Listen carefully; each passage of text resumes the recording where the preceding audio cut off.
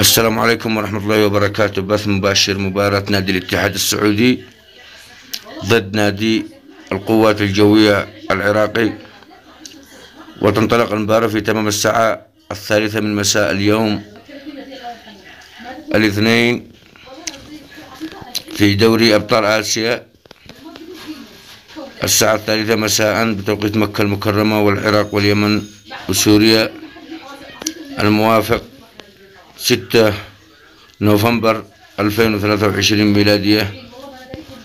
أتمنى منكم الاشتراك بالقناة والضغط على زر الجرس ليصلكم كل ما هو جديد بإذن الله تعالى. المباراة تقام الآن مباشر. أتمنى منكم أن تشتركوا بالقناة ليصلكم جميع الأهداف والنتائج أولا بأول بإذن الله. والسلام عليكم ورحمة الله وبركاته.